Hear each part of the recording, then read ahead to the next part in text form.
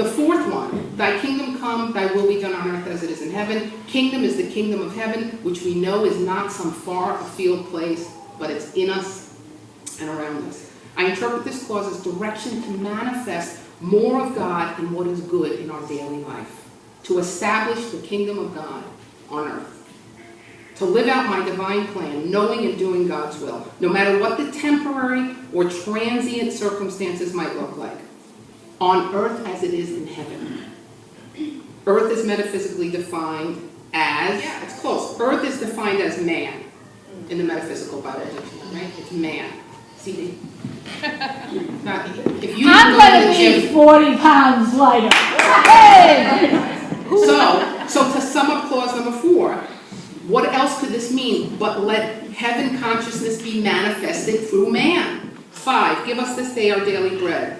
This clause reminds us that God is our only supply. I may think and may fool myself and forget and think I work for the bank, which I do, but the truth is I only work for God. God has it all taken care of. And when I work for God, there is no resentment, looking over the cube wall. Well, that'd be hard to do. I work at home. But no playing small, no jealousy. I do what God, divine consciousness, directs me to do, and I fit in perfectly. I go about the business of God. Every piece and part of the divine plan is important. There is no job too small, none beneath me. Everything can be viewed from the vantage point of Christ consciousness. Or, if I choose, from the vantage point of ego consciousness. The choice is always mine. Just depends what type of a day you want to have. This causes a statement of fact. God is my supply. We say it all the time. Do we act on a daily basis as if we believe it? I don't know. I go to God to collect my supply. God is my good, not the money, not the bank, not the car, not the house, not even the relationships, because they can come and go too. God is my supply. These are mere channels. If I'm depending on my channel for my supply, when it goes, what happens? Depressed.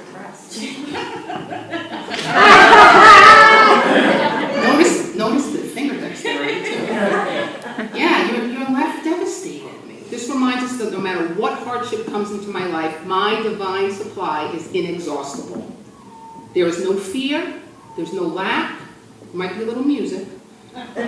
All is well all the time. This can be used as a daily concentration meditation. God is my supply. What does it mean? What does it look like? How do I behave when I really believe that? Say it in the midst of fear coming right up. God is my supply. God is my supply. If you don't believe it, challenge your core beliefs until you do believe it. These have been fear busters for me. Okay, 6. Forgive us our trespasses. Holy cow. Forgive us our trespasses as we forgive those who trespass against us. This is the strategic key to the whole prayer treatment. Like a medical plan, the Lord's Prayer is a spiritual treatment that heals and makes us whole. The word trespasses in the dictionary can be defined as sin or to commit an offense. But here it simply means acting apart from God consciousness. That's it. Being in ego consciousness. We know that we don't need to walk in fear of not having our needs met because we already solved that. This is why these build on each other. God is my supply. We already solved that one. And if we're all one, then whatever I get for myself, on some level, I also get for you. Whatever I have, you have too. But by the same token, when I practice unforgiveness, I'm not immune to that either. If I do not forgive you, on some level, I too am not forgiven. Emmett Fox says that if we are unwilling to forgive, this prayer treatment will not work for us. We should save our breath and our time until such time that we are ready to forgive. Also, in this clause, we understand that our claim to our own forgiveness is contingent upon our willingness and ability to forgive another. Again, if I hold out on you, I'm holding out on me. Have you ever been around the person who has forgiven the seemingly unforgivable? Yes. Amazing, the stillness and the grace and the peace that the people have. The mother whose child was killed by the drunk driver, right? The person who was wrongly fired from the institution. You know what they have? Because I come to analyze it. They have the ability to stay. To stay in that feeling. Not add anything to it, to stay.